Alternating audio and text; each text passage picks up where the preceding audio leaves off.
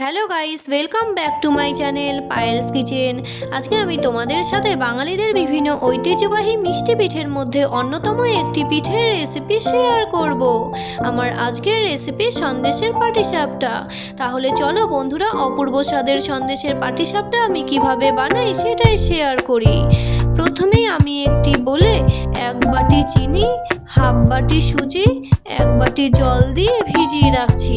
তোমরা যদি মনে করো এইভাবে চিনি ভিজিয়ে না রেখে ডিরেক্টলি পাটিসাপটার ব্যাটারের মধ্যে চিনির গুঁড়ো ইউজ করবে, তাও করতে পারো।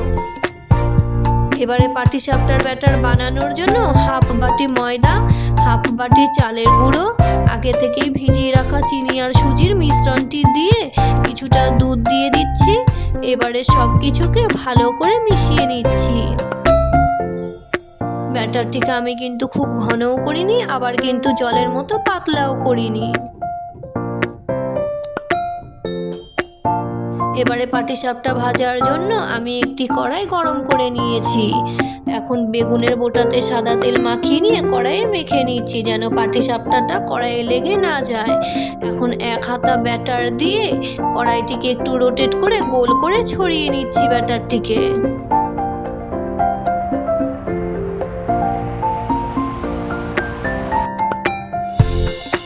ব্যাটারটি একটু ফুলে উঠলে এক পাশে সন্দেশের পুর ভরে আমি পাটিসাপটাটিকে সাবধানে ফোল্ড করে নামিয়ে নিচ্ছি।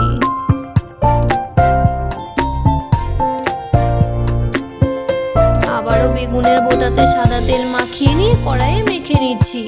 তোমরা যদি মনে করো এইভাবে বেগুনের বোটাতে সাদা তেল না মাখিয়ে সাদা তেল অথবা ঘি ব্রাশ করেও নিতে পারো।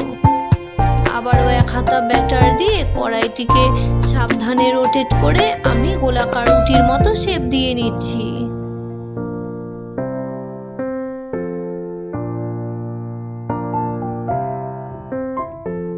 ব্যাটারটি হালকা মতো ফুলে উঠেছে। এবারে সন্দেশের পুর ভরে সাবধানে ভাঁজ করে নিয়ে নামিয়ে নিচ্ছি পাটিসাপটা। তোমরা কিন্তু পাটিসাপটা কড়াইয়ে না করে চাটু, তাওয়া অথবা ননস্টিকের প্যানেও করে নিতে পারো। একই প্রসেসে বাকি পাটিসাপটাগুলো আমি কিন্তু ভেজে নিয়েছি। তাহলে বন্ধুরা, অপূর্ব স্বাদের সন্দেশের পাটিসাপটার রেসিপি তোমাদের কেমন লাগলো অবশ্যই কমেন্ট করে জানিও। ভালো লাগলে লাইক আর বন্ধুদের সাথে বেশি করে শেয়ার করো। আমার এই রেসিপি যদি তোমরা ইউটিউব থেকে দেখে থাকো তাহলে আমার চ্যানেলটিকে সাবস্ক্রাইব করে দিও, আর ফেসবুক থেকে দেখলে আমাকে ফলো করে আমার পাশে থেকো। আজকের মতো এই পর্যন্তই, আবারও আসছি নতুন কোনো রেসিপি নিয়ে। ততক্ষণ পর্যন্ত সবাই সুস্থ থেকো, ভালো থেকো।